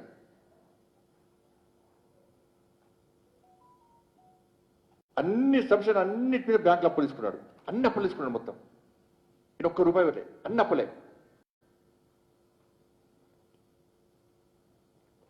ఇంకంటాడు దేశంలో 4 లక్షల మెగావాట్ల విద్యుత్ అందుబాటులో ఉంటే 2 లక్షల మెగావాట్ల విద్యుత్ కూడా మోడీ సర్కార్ వాడతలేదట. అవసరం వాడటం లేకుంటలేదు. 4 లక్షల మెగావాట్ల విద్యుత్ అందుబాటులో ఉంటే మోడీ సర్కార్ 2 లక్షల మెగావాట్ల విద్యుత్ మాత్రమే వాడుకుంటుందట. అని తెలుసుకోవాలి. స్థాపిత విద్యుత్ సామర్థ్యానికి వాస్తవ వినియోగం తేడా ఉంటుంది. దాని రాష్ట్ర ముఖ్యమంత్రి గుర్తుంచుకోవాలి, చాలా గ్యాప్ ఉంటుంది మధ్యలో. మరి నేను అడుగుతున్న రాష్ట్ర ముఖ్యమంత్రిని, ఇక్కడ తెలంగాణ రాష్ట్రంలో ప్రతిరోజు స్థాపిత విద్యుత్ సామర్థ్యం ఎంతంటే 17,500 మెగావాట్లు. తెలంగాణ రాష్ట్రంలో స్థాపిత విద్యుత్ సామర్థ్యం ఎంతంటే 17,500 మెగావాట్లు. తెలంగాణ రాష్ట్ర 4,000 మెగావాట్లు ఎన్టీపీసీ ద్వారా మోడీ ప్రభుత్వం ఇస్తుంది. ఈ 17,500 మెగావాట్లలో 4,000 మెగావాట్లు కేంద్ర ప్రభుత్వం, మోడీ ప్రభుత్వం ఇస్తుంది ఎన్టీపీసీ ద్వారా. దీనిలో ఈ 17,500 మెగావాట్లలో తెలంగాణ రాష్ట్రం సగటున 6,000 మెగావాట్లు మాత్రమే వాడుకుంటుంది. ఎక్కువ 10,000 అన్నా, 6,000 నుంచి 10,000 మెగావాట్లే వాడుకుంటుంది. నువ్వు 17,500 మెగావాట్లలో నువ్వు పీకుడు వానివి, నువ్వు చాలా అడ్జస్టదా? కేంద్రం ఏం వాడుకుంటలేదు కదా. నువ్వు 17,500 మెగావాట్లలో నువ్వు వాడేది ఎంత? 6 నుంచి 10, సగం కూడా వాడతలేవు. నువ్వే వాడవు, మోడీ గారేమో వాడతలేనట్టు. మరి నువ్వెందుకు వాడతలేవు? పెట్టుకో, రేపంచి మీద వైర్లు వేసుకొని తిరుగు, అటు ఇటు వైర్లు వేసుకొని ట్రాన్స్ఫార్మర్ పెట్టుకోటి, వెనక పెట్టుకో, ముంగటోటి వెనుకోటి, కిందిగా పెట్టుకోటి, కింది కూడా ఒకటి పెట్టుకొని ఎక్కువ కరెంట్ కాలు తిరుగు, కరెంట్ కాల్చుకో. ఇంకా మిగతా తిరుగుతప్పుడు చేస్తేవచ్చు, ఎట్లా వాడాలో చెప్తావచ్చు. అబ్బా, అవసరానికి విద్యుత్ వాడతారా అన్న? విద్యుత్ వాడతలేడు, వాడతాడు ఆయన. నాకు అర్థం కాలేదు, నాకైతే మరి అది ఏదో అర్థం కాలేదు.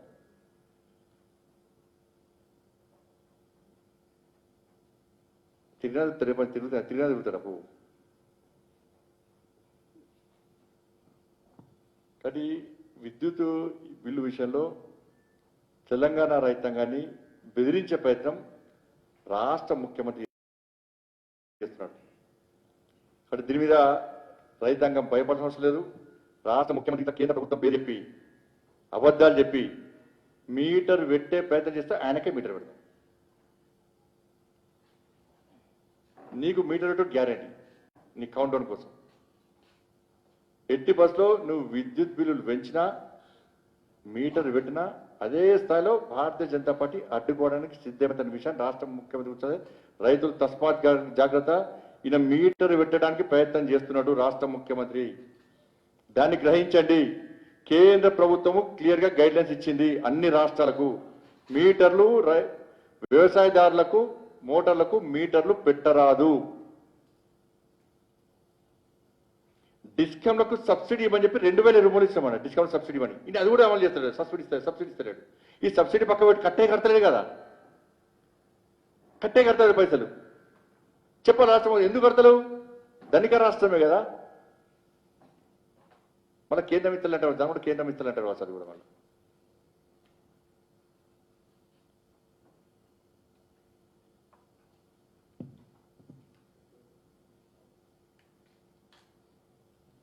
వాళ్ళ రాజ్యాంగం గురించి ఇంత ఘోరంగా మాట్లాడిన కుమారాన్ని నిన్నడవచ్చు. నిన్న మందకృష్ణ మాది అన్న ప్రోగ్రాం పెట్టింది. నిన్న అఖిలపక్షం పేరుతోని ఈ రాజ్యాంగం విషయంలో ముఖ్యమంత్రి మాట్లాడిన వ్యాఖ్యలకు నిరసనగా అందరం ఒక్కటి కావాలి, దీన్ని ఎట్టి బస్సులో అడ్డుకోవాలి, ఖండించాలని చెప్పి హలో పెట్టిన తర్వాత భయం చాటేది ముఖ్యమంత్రికి. నిన్న కూడా ఎంత బరిదగించి మాట్లాడుతున్నాడు. దళితులకి ఏమొస్తామే, దళితులకి ఏం సంబంధమే అంటున్నాడు. తలకే ఊపుకుంటా ఇట్లా ఊపుతాను కదా, ఇట్లా ఆపినా కదా, ఊపేది వేరే ఉంది కదా లోపల. అసలు దళితులకి ఏం సంబంధమే అంటే నీకు సంబంధమా, నీకేం సంబంధం అంటున్నా. ముడుకో బిడ్డ ఒక్క పేజీ టచ్ చేసి చూడు. ఇందిరాగాంధీకి ఇట్నే మొత్తం మాటి మసైపోయింది. ఇందిరాగాంధీకి రాజ్యాంగం గురించి మాట్లాడితే మొత్తం మాటి మసైపోయింది. నీ బతుకు గట్టిన అవుతుంది. నువ్వు మన దాంట్లో అడగవుతున్నావు కదా, కాంగ్రెస్ పార్టీకి పోతున్నావు. రాహుల్ గాంధీ ఇందిరాగాంధీ అందరూ మెచ్చుకుంటున్నావు కదా. వాళ్ళ రాజ్యాంగం విషయంలో ఇలా మళ్ళీ చెప్తున్నా, తెలంగాణ రాష్ట్రంలో కల్వకుంట్ల రాజ్యాంగం కావనా, అంబేద్కర్ రచించిన రాజ్యాంగం కావనా తెలంగాణ ప్రజలు అర్థం చేసుకోవాలి, ఆలోచించాలి. వాళ్ళ రాష్ట్ర ముఖ్యమంత్రి బాబాసాహెబ్ అంబేద్కర్ కూడా కించపరిచే విధంగా వివరిస్తున్నాడు. ఇవాళ దళితులకు రాజ్యాంగంతో సంబంధం లేదు అంటున్నాడు. రాజ్యాంగాన్ని తిరిగి రాయాలంటున్నాడు. దళిత బంధు ఇయ్యాలంటే రాజ్యాంగం రాయాలట, మార్చాలట. దళిత బంధువు రాజ్యాంగం సంబంధం ఏంటి? సవరణ చేయి, సవరణ చేసుకునే అవకాశం ఉన్నది. ఇంకా దాంతో పోల్చిండేది ఇంకా సిగ్గులో కూడా మాట్లాడండి. అది రాజ్యాంగానికి ఎలా అంటే అంతర్జాతీయ ట్రక్ స్పీడ్ 105 కిలోమీటర్లట. మంచి ఇవ్వాలనేది రాజ్యాంగం ఎందుకు మార్చాలంటే అంతర్జాతీయ ట్రక్ స్పీడ్ 105 కిలోమీటర్లు, మన స్పీడు 45 కిలోమీటర్లట. నాకేం అర్థం కాలేదు. అర్థమైందా మీకు? ఏమన్నా అర్థమైందా? ఏమన్నా అర్థం కాలేదు మీకు? అంతర్జాతీయ ట్రక్ స్పీడ్ 105 కిలోమీటర్లు స్పీడు, మన స్పీడు 45 కిలోమీటర్లు రాజ్యాంగాన్ని మార్చాలట. నేను చెప్పి తప్ప అదేనాడు కదా, నేను చెప్పేది తప్పి కాదు కదా.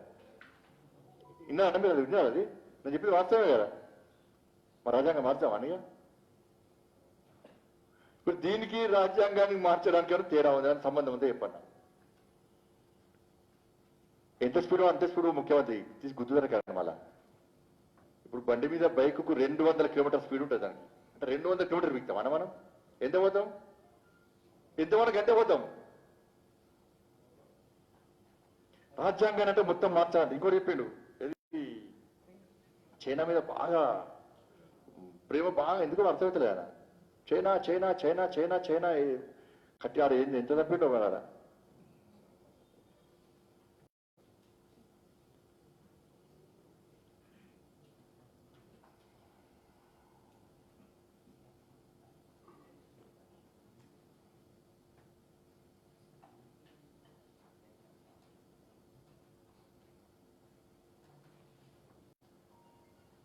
చైనా అధ్యక్షుడు జిన్పింగ్ చైనా రాజ్యాంగం చాలా మంచిది అన్నాడు. చైనా అధ్యక్షుడు జిన్పింగ్ సత్యదానికి ఆయనే అధ్యక్షుడు, అవునా కదా? కాబట్టి ఇక ఆయన ఏం చెప్తుంది, ఇక ఆయన ఇప్పిందే రాజ్యాంగం, ఇక సత్యదానికి ఆయనే కదా.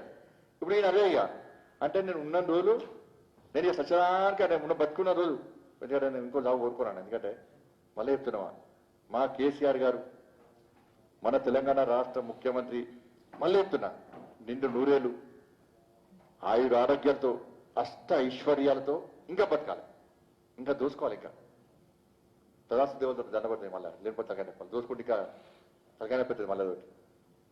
మళ్ళీ దోసుకుంటే సరే నువ్వే అన్నావు కదా, అందుకే తదాసు దేవతలు ఆశీర్వదించడం మళ్ళీ పబ్లిక్ అన్నాయి అంటారు.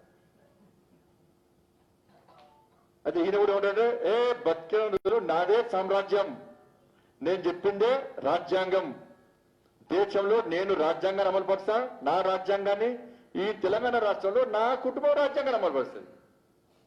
నేను చెప్పిందే రాజ్యాంగం అంతే, ఎవడైనా ప్రశ్నిస్తే తీసి తొక్కుతా. చైనాలో అదే జరుగుతుంది కదా, ప్రశ్నిస్తే మొత్తం వాహనాలు ఎక్కి చంపుతారు. అంటే చైనా లెక్క ఇదే కమ్యూనిస్టుల పట్ల వచ్చి కలిసిపోయారు కదా పాపం, కమ్యూనిస్టులు కలిసిపోయారు. కాబట్టి ఈ మధ్య చైనా మీద బాగా ప్రేమ పుట్టింది నాకు. ప్రేమ పుట్టి చైనా ఎట్లా అన్నారో అట్లా అటువంటి రాజ్యాంగం వాళ్ళే మార్చుకున్నారట. మార్చాల్సింది నిన్ను, తీసుకుని బంగాళాఖాతం కలపాల్సింది నిన్ను, తెలంగాణ చరిత్ర తెలియరాయాల్సింది మనం. అంటే ఈయన ఎంత అహంకారం చూడండి, ఎంత ప్లాన్, అంటే ఎంత మూర్ఖత్వం ఏది. అంటే బతుకున్న రోజులు నాదే సామ్రాజ్యం, ఇక నేనే పోటీ కానీ నేనే తోపు కానీ నన్ను ఎవ్వడేం బీకలేడని చెప్పి ఒక అహంకారపూరితంగా రాష్ట్ర ముఖ్యమంత్రి ఇలా రాజ్యాంగం విషయంలో ఏ విధంగా అడ్డగోలుగా ఇష్టం వచ్చినట్టు వాగుతుండో, ఎట్లా మొరుగుతుండో ఒక్కసారి తెలంగాణ సమాజం అర్థం చేసుకోవాలి. ఈయన కూడా శాశ్వతంగా ఏడాలని ప్రయత్నం చేస్తాడు. ఏడాదిద్దామా,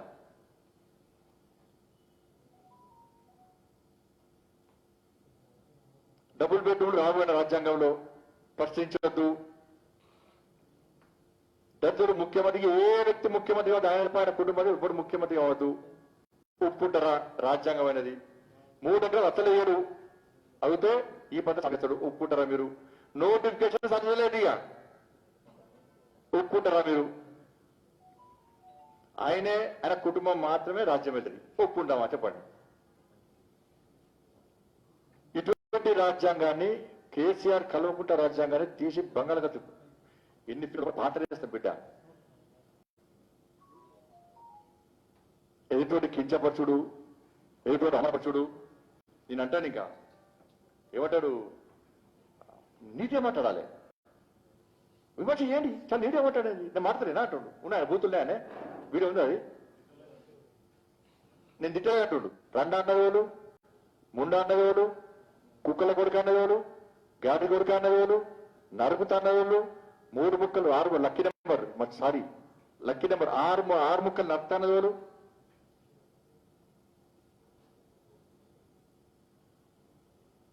కుక్కల కొడుకు అన్నవేలు, గాడి కొడుకు అన్నవేరు, ఇవన్నీ ఎవరన్నారు? వేరన్నా రూపం వచ్చి లోపల చేరిందా లోపడేమన్నా ఆ రూపకంగా మాట్లాడిస్తున్నాడు ఆయన. ఇంత దుర్మార్గంగా ఒక రాష్ట్ర ముఖ్యమంత్రి ఒక నీచ స్థాయికి దిగజారి ఇవాళ ప్రజలు చూసి నిన్ను అసహించుకుంటున్నాను. నేను వాస్తవాలు మాట్లాడు, ఏది పడుతుంది ఏదో ఉన్నాయి లేని అన్ని చూపెట్టి, పాత చూపెట్టి, కొత్త తెలిసినా తర్వాత నటించి యువకులను రెచ్చగొడతాడు, రైతులను రెచ్చగొడతాడు, తెలంగాణ సెంటిమెంట్ ప్రజలను రెచ్చగొడతాడు. దీనికి అంతటికీ కారణం ఏంటంటే మళ్ళీ చెప్తున్నా, ఈయన మీద ఎంక్వైరీ స్టార్ట్ అయింది, ఈయన చిట్టా బయటకు వస్తున్నది. కాబట్టి ఏం చేయాలి? ఏం చేసినా నన్ను నమ్మతలేరు, నా మాటలు నమ్మతలేరు. ఈ కోతలు కోసి కోసి లాస్ట్ అందరూ అర్థం చేసుకుంటున్నాను. నా ఈ కోతలు అర్థమైపోయింది. ఇచ్చిన హామీని ఒక్కటి నెరవేర్చలే. కాబట్టి ఏం చేయాలి? అయితే కేంద్ర ప్రభుత్వం తిట్టాలి. కేంద్ర ప్రభుత్వం తిట్టి మళ్ళొక్కసారి తెలంగాణ సెంటిమెంట్ రగిలించాలి. తెలంగాణ సెంటిమెంట్ రగిలించడం ద్వారా రేపు ఈయన మీద విచారణ ప్రారంభమైతే నేను తెలంగాణ సెంటిమెంట్ రగిలించి తెలంగాణ సెంటిమెంట్ కోసం మళ్ళీ ఆలోచిస్తున్నాను కాబట్టి కేంద్ర ప్రభుత్వం ఓరో లేక నా మీద విచారణ ప్రారంభం చేస్తుంది, నన్ను ఇబ్బంది పెడుతుందని చెప్పి తెలంగాణ సమాజాన్ని నమ్మించే కుట్రలో భాగమే రాష్ట్ర ముఖ్యమంత్రి వివరిస్తున్న తీరు. నువ్వు నెంబర్ 1 తెలంగాణ ద్రోహివి. నేను మళ్ళీ అడుగుతున్నా, నువ్వు సంతకం ఎందుకు పెట్టలే? పార్లమెంట్ లో బిల్లు ప్రవేశపెట్టేటప్పుడు నువ్వు ఏడికి పోయినావు? ఏం బీకినావు? ఏడా నువ్వు పార్లమెంట్కి ఎందుకు పోలే? చెప్పాలి ఇప్పుడు రాష్ట్ర ముఖ్యమంత్రి.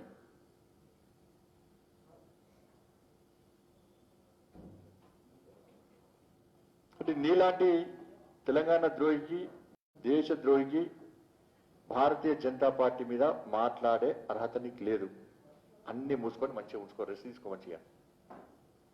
మన ఆర్టీకి తీసుకున్నారట ముఖ్యమంత్రి గత సంవత్సరము ఎన్ని రోజులు ఫామ్ హౌస్ లో ఉన్నాడంటే 140 రోజులు అన్న 140 రోజులు ఫామ్ హౌస్ లో ఉన్నాడు. ఆర్టీకి తెచ్చుకున్నది లెక్క అది.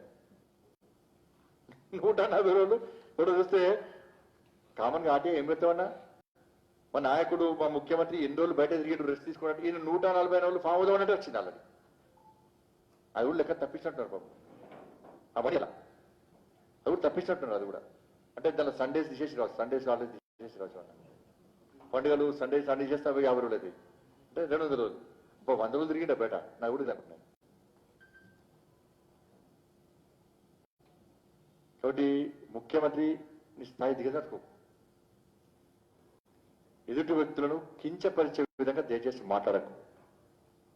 అవహేళన చేసే విధంగా మాట్లాడకు. అహంకారంతో మాట్లాడకు. డబ్బులుంటే తెలిసి మనిషి పెట్టుకో, కానీ పెట్టుకో. సింగపూర్ పెట్టుకుంటావా, లండన్లో పెట్టుకుంటావా, మస్కట్లో పెట్టుకుంటావా, దుబాయ్లో పెట్టుకుంటావా, మలేషియాలో పెట్టుకుంటావా, నీకు నచ్చిన చైనాలో పెట్టుకుంటావా, మీ అన్నలున్న పాకిస్తాన్లో పెట్టుకుంటావా, మీ తమ్ముడున్న తాలిబాన్ దగ్గర పెట్టుకుంటావా, ఇక్కడ పాత బస్సులో పెట్టుకుంటావా? ఇక్కడ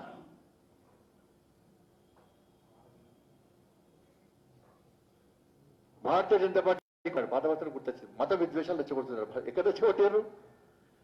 ఉత్తరప్రదేశ్ లో యోగి గారి ప్రభుత్వం ఏర్పడిన తర్వాత ఎక్కడైనా మత ఘర్షణలు జరిగినాయా?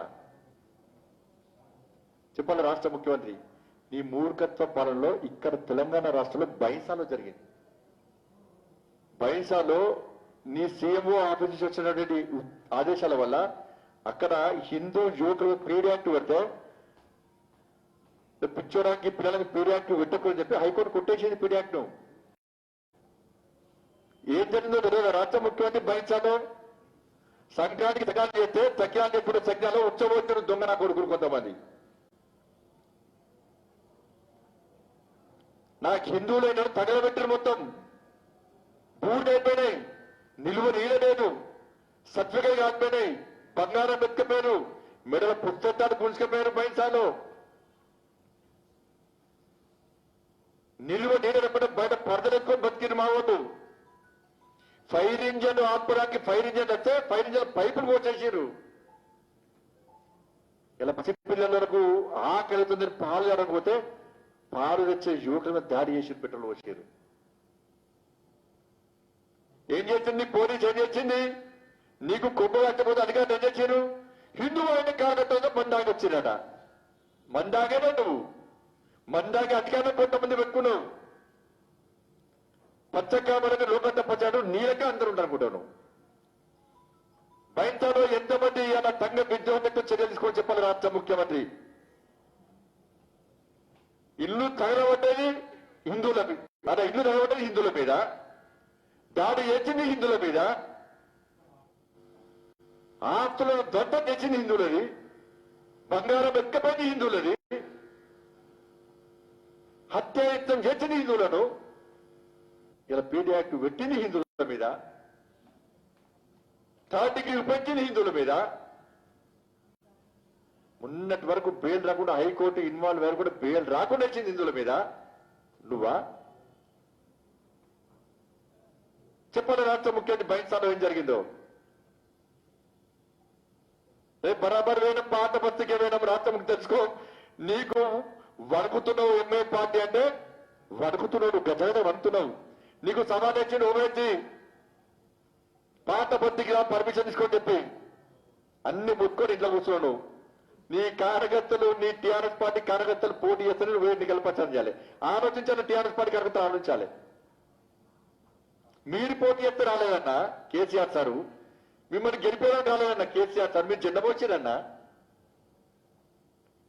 MA party భయపడాలేదన్నా. మేము వచ్చినామన్నా, ఇదే పాత బతికి వచ్చినామన్నా, చార్మినార్ గడ్డ దగ్గర భారత్ మాత గిజ్జని నినదించమన్నా, జై శ్రీరామని గర్జించమన్నా, చార్మినార్ మీద కాచార్యాన్ని రేపు రాయించమన్నా, సభను స్వీకరించమన్నా, తొడగొట్టి ముందుకు వచ్చామన్నా. ఇది భారతీయ జనతా పార్టీ కార్యకర్తల ధైర్యమన్నా. మీ ముఖ్యమంత్రి నమ్మకండి, దేశద్రోహ వ్యాఖ్యలు చేస్తున్నాడు, దేశద్రోహ వ్యాఖ్యలు చేస్తున్నాడు మీ ముఖ్యమంత్రి. ఈ ముఖ్యమంత్రి మీ నాయకుడు. దాన్ని సమర్థిస్తే రాబోయే రోజుల్లో మీరు కూడా అబాస్ పాలితున్న విషయాన్ని టీఆర్ఎస్ పార్టీ కార్యకర్తలు గుర్తుంచుకోవాలి. వద్దన్న మన రాజకీయాలు వద్దన్న, ఈ చిల్లర రాజకీయాలు వద్దన్న. దేశం కోసం పనిచేద్దామన్నా, ఎందుకంటే రాష్ట్రం కోసం పనిచేద్దామన్నా. కానీ ముఖ్యమంత్రి మాటలు నమ్మి మీరు మోసపోకండి అన్న. ద్రోవులకి అన్న కనీసం ద్రోవులను పక్కన వేసుకుంటారన్నా. మీలాంటి కార్యకర్తలకు ఎంతమందికి ఇచ్చిందన్నా? ఇవాళ ఉత్తరప్రదేశ్ లో ఎవరైతే మత విద్వేషాలు రగిలించే ప్రయత్నం చేస్తాడో వాళ్ళందరూ లోపడేస్తే బయటికి వస్తే చచ్చిపోతామని చెప్పి అలా బేరు తీసుకుంటే చాలా మంది ఇప్పుడు కూడా బేటు తీసుకోవడానికి కూడా జైలు నుంచి బయటికి రావడానికి కూడా భయపడుతుందంటే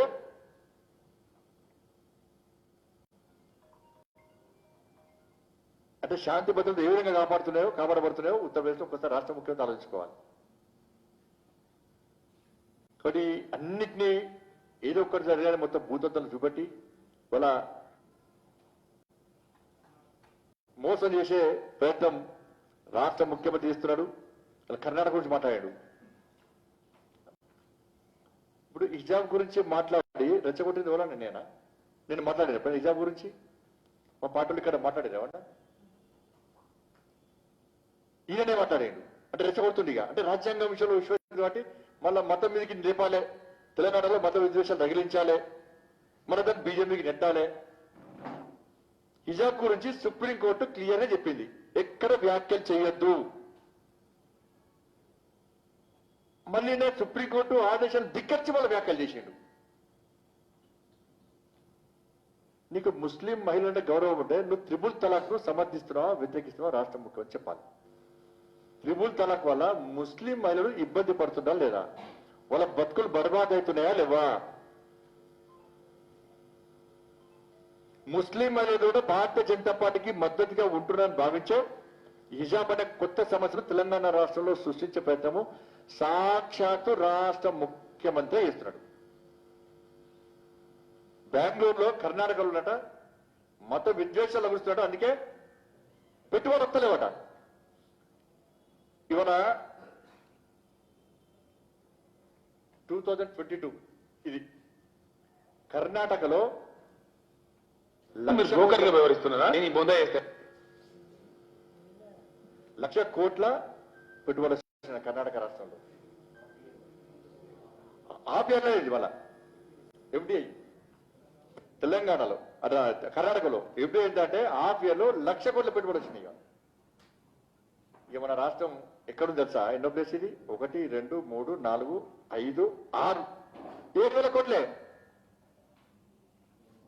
నక్కకు నాగలగుందని ఫరక్ ఉండేది. కర్ణాటకలో అంటే మత విద్యలో ఎడస్తాయి అంటున్నాడు. రే కర్ణాటకలో అన్ని వర్గాలను సమానంగా చూసేటువంటి ప్రభుత్వం ఉంది కాబట్టే అన్ని కంపెనీలు, పెద్ద పెద్ద సంస్థలు, విదేశీ పెట్టుబడులన్నీ కూడా కర్ణాటకకు వస్తున్నాయి. తెలంగాణ రాష్ట్రంలో ఎందుకు వస్తలేవు? కమిషన్ కావాలని, పర్సంటేజీలు కావాలనే. పర్మిషన్లు ఇస్తే పర్సంటేజా, జాగాలు ఇస్తే కమిషన్లేనే, దాని పార్ట్నర్షిప్ కావాలనే, నీ కుటుంబానికి పార్ట్నర్షిప్ కావాలనే, నీ నాయకులకు పర్మిషన్ కావాలనే, కమిషన్లు కావాలనే. ఎందుకు వస్తాయి? మరి తప్ప ఇది రాష్ట్ర ముఖ్య చెప్పాలి, సమానం చెప్పాలి. ఇది 6వ ప్లేసు. 1 2 3 4 5 6వ ప్లేసు. Karnataka number 1 place. ఇలా గురించి మాట్లాడతాం, కర్ణాటక గురించి మాట్లాడతాం. కర్ణాటక తర్వాత మహారాష్ట్ర ఉంది, మహారాష్ట్ర తర్వాత ఢిల్లీ ఉంది, ఢిల్లీ తర్వాత గుజరాత్ ఉంది, గుజరాత్ తర్వాత తమిళనాడు ఉన్నది, తర్వాత నువ్వు ఉన్నావు, మన రాష్ట్రం ఉంది. ఇది కారణం వాళ్ళు ఎందుకు వస్తలేరు? ఇది కూడా అబద్ధం ఆడింది.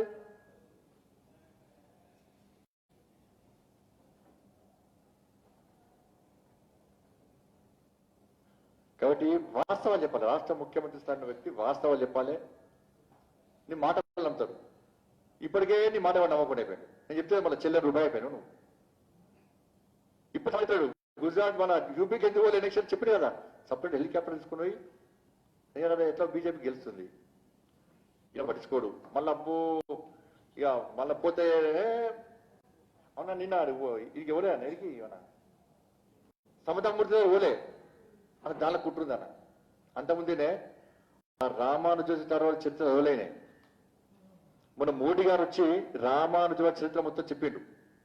ఎందుకంటే పేద ధనిక తేడా లేకుండా, కులాలతో సంబంధం లేకుండా అన్ని వర్గాలను ధార్మికత వైపు, సనాతన ధర్మం వైపు తీసుకొచ్చే గొప్ప వ్యక్తి రామానుజుల వారు. అలాంటి ఒక గొప్ప వ్యక్తి ఒక మానవ రూపంలో ఉన్నటువంటి భగవంతుడు ఆయన. అటువంటి ఒక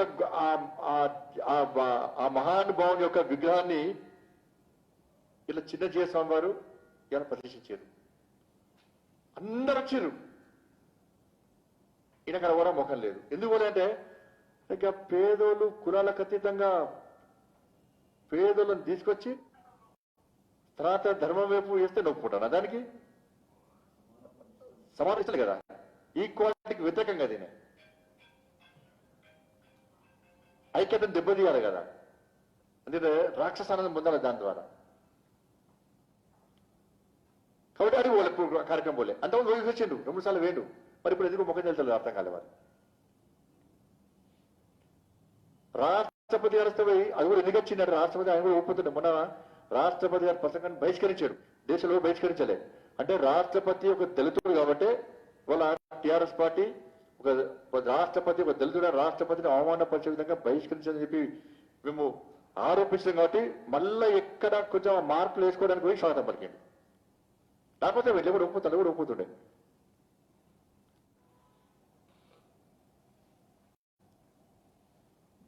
అన్ని విషయాలు తెలంగాణ రాష్ట్ర ప్రజలు గుర్తిస్తున్నారు, గమనిస్తున్నారు, గ్రహిస్తున్న విషయాన్ని రాష్ట్ర ముఖ్యమంత్రి గుర్తుంచుకోవాలి. ఇప్పటికైనా వాస్తవాలు చెప్పు, లేకపోతే ఇట్లా కోసం ఎదుటి వ్యక్తిని కిటపరిచి నీకు డబ్బుందని అహంకారంతో మదంతో బలిపెక్కి బరిదెగ్గించి ఏది పడితే మాట్లాడదంటే తెలంగాణ సమాజం సహించదనే విషయాన్ని రాష్ట్ర ముఖ్యమంత్రి గుర్తుంచుకోవాల్సిందిగా హెచ్చరిస్తూ ముగిస్తున్నాను. ధన్యవాదాలు. నేను అడగారు ఉంటారు, అది మాకేం తెలుసు. జాతీయ పార్టీ, అంతర్జాతీయ పార్టీ పెట్టుకున్నాను. అంతర్జాతీయ పార్టీ పెట్టుకున్నాయి. అర్థం చైనా పోతారు కదా, చైనా ఇల్లుకున్నాడు వచ్చామన్నా, దుబాయ్లో ఇల్లుకున్నాడు, సింగపూర్లో ఇల్లుకున్నాడు, పాకిస్తాన్లో ఉన్నాడు వచ్చామన్నా. పాకిస్తాన్లో ఉన్నాడు, ఇలా దోస్తున్నాడు పేరు పేరు ఉన్నాడు బతుకున్నాడా? ఉన్నాడు కదా. ఇద్దరు కంబైన్ గా ఫామ్ హౌస్ పెట్టుకున్నాడా పాకిస్తాన్లో. ఇప్పుడు తాలిబాన్ అక్కడే పెట్టుకున్నాడు ఒకటి. ఇక్కడ దోస్తుండే, ఇక్కడ దోస్తు అక్కడ లింక్ ఉన్నది అన్న. కేసీఆర్ అనే వ్యక్తికి పాకిస్తాన్ ఉగ్రవాదంతో సంబంధం పక్కా ఉంది. లేకుంటే ఈయన పేరు ఈయన ఎందుకు ఫోన్ చేస్తారు? అన్నాడు కదా, ఈయన అయిపోయినాడు. ఏం చెప్పి ఎట్లా అయిపోయింది నీకు? ఐఎస్ఐతో సంబంధాలు ఈయనకు ఉన్నాయి, అందుకే సర్జికల్ స్ట్రైక్ జరగలేని చెప్పి తప్పుడు వ్యాఖ్యలు చేస్తున్నాడు. పాకిస్తాన్ ఉగ్రవాదులు చచ్చిపోతే ఈయనకు చాలా బాధపడుతున్నాడు. వీరు జవాన్లు చనిపోతే వాళ్ళు త్యాగం చేసి త్యాగాన్ని గుర్తిస్తలేడు అంటే ఈయనకు అక్కడితో సంబంధాలు పక్కా ఉన్నాయి 100%. ఎవరు దేకిండు అంటే ఇప్పుడు మీరు గుర్తుంచుకోవాలి, ఎవరిని కలుస్తున్నాడు? ఇప్పుడు ఇక్కడ పోయిండు ఎవరిని? లల్లు ప్రసాద్ యాదవ్ జైలు పోయించు కదా, జైలు పోయించడు కదా, కలిసిండు. అలా కొడుకు వస్తే నేను పోలే, మా నాన్న జైలుకి పోయిండు అన్నాడు, మా నాన్న పంపిస్తా అన్నాడు. స్పెషల్ ఫ్లైట్ ఈయన పంపిండు. దాంతోపాటు యూపీకి పైసలు పంపిండు, నన్ను విలువ అంటే ఎవరు విలువలే, పైసలు చంకపోయింది మంచిగా. ఈయన విలువలు ఎవడు, ఈయన వెళ్తే ఓటు పడతాయా? అయిపోయిందా? నిన్న మొన్న చిదంబరం పిలుస్తాను, చిదంబరం అంటే వీళ్ళంతా జైల్ మేట్స్, క్లాస్మేట్స్ గా జైల్ మేట్స్ అందరు కలుస్తారు. ఇక ఏంటంటే చిదంబరం కూడా జైలుకి వెళ్ళి కదా అడుగుతారు, సార్ జైలు ఎట్లుండదు సార్ అని అడుగుతారు. అంటారు జైల్ మేట్స్ అంతా ఒక్కరెత్తురు. ఇక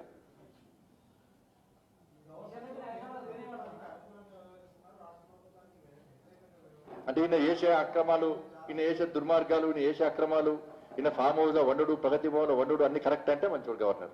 అంతకుముందు గవర్నర్ ఫస్ట్ మంచిదనే కదా.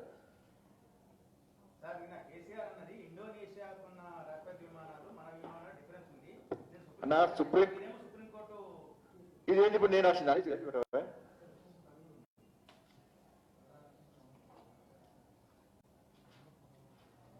నేను వచ్చినా దీనిలో క్లియర్ ఉంది, దీనిలో క్లియర్ ఉంది కదా. సుప్రీంకోర్టు ఒక్కసారి ఇచ్చినాక దాని గురించి మాట్లాడు కోర్టు ఉల్లంఘన అవుతుంది, కోర్టు ధిక్కారం అవుతుంది.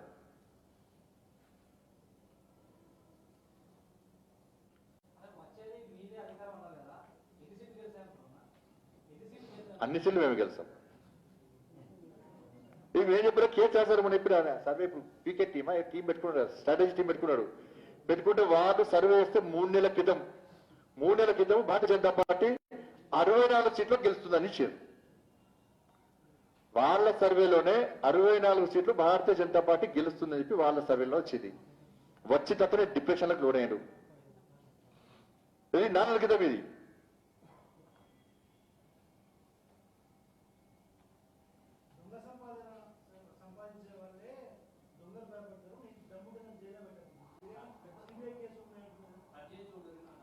అది చేస్తాడు ఈయన పోటీ కాడు, పులి కదా ఈయన. పులి అని ఈయన అంటాడు. మళ్ళీ మెడ కట్టి రాయించుకుంటారంట. ఆ పిల్లలు బాధపడుతున్నాడు. మా జాతకలో పోతారా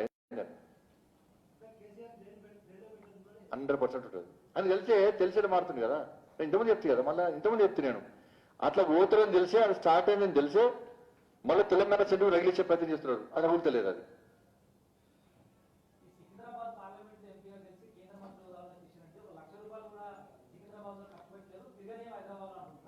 ఈయన పోటాడు, ఈయన రాజ్యం.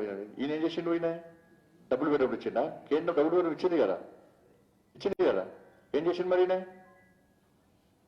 ఎంతమందికి ఇచ్చిండు? హైదరాబాద్ అభివృద్ధి ఏం జరుగుతుంది? ఎవరి నిధులు జరుగుతుంది? ఉన్న సంక్షేమ పథకాలు ఇప్పుడు ఆయన చెప్పే కదా 42% పెంచిందని చెప్పారు. మేము చెప్పలే, కిషన్ రెడ్డి చెప్పలే కదా, మేము చెప్పలే కదా, ఆయన చెప్పింది కదా.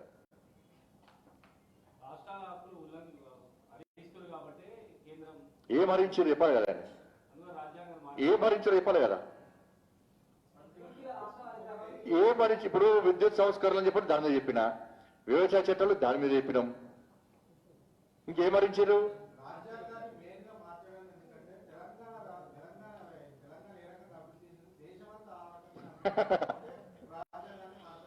ఏం అభివృద్ధి చేసింది? వాళ్ళ కుటుంబం రాజ్యం వెళ్ళాలి. రైతుల ఆత్మహత్యల కోసం తెలంగాణ రాష్ట్రంలో రైతుల ఆత్మహత్యలు ఎక్కువైనా కాబట్టి దేశం మొత్తం ఆత్మహత్యలు చేసుకునే విధంగా చేస్తారా? తెలంగాణలో ఉద్యోగాలు బాగా వస్తున్నాయి, నోటిఫికేషన్లు ఇస్తున్నారు, బాగా ఇస్తున్నారు. నిరుద్యోగ బిజినెస్ రాష్ట్రం దేశం మొత్తం ఇవ్వాలనా? ఇండియన్ దేశంలో ఎక్కడ విద్యార్థులు ఆత్మహత్యలు చేసుకోలే, ఓ తెలంగాణ రాష్ట్రంలో చేసుకుంటారా? దేశం మొత్తం చేసుకోవాలి కదా. ఉద్యోగంతో ఇబ్బంది పెట్టి 317 జీవోని తీసుకొచ్చి వాళ్ళు రాసి రంపాన పెట్టేటువంటి జీవోను దేశవ్యాప్తంగా తీసుకురావడానిక?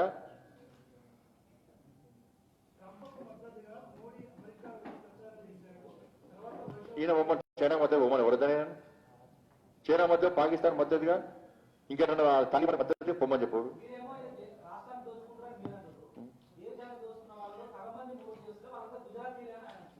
ఏ ప్రభుత్వం హయాంలో ఉండదు? ఈయన ఓడు నాకు తెలిసి వాళ్ళు పోయినట్టే పాస్పోర్ట్ పోయినా ముఖ్యమంత్రి కాదు కదా, పాస్పోర్ట్ వీసా ఇప్పించింది ఈయన కావచ్చు. డౌట్ నాకే డౌట్ వస్తుంది. ఇంక దందా బంద్ చేయనట్టు బంద్ చేయలేదు ఎందుకు దందా? వాళ్ళందరికీ నాకు డౌట్ వచ్చింది. పాస్పోర్ట్లు ఇచ్చేది ఈయన, పాస్పోర్ట్ దందా ఇస్తున్నది ఈయన. నాకు తెలిసి దాని విచారణ జరపాలి. నాకు ధన్యవాదం వస్తుంది. వాళ్ళకు పార్కులు అందరూ కూడా పాస్పోర్ట్ వీసా ఇచ్చింది ఈయనే కావచ్చు. ఫస్ట్ దాన్ని విచారణ జరపాలి. ఓకే.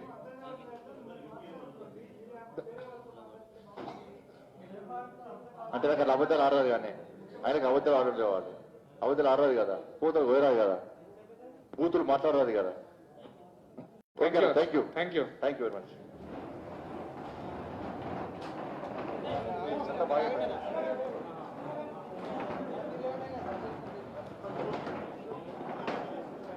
Hello hello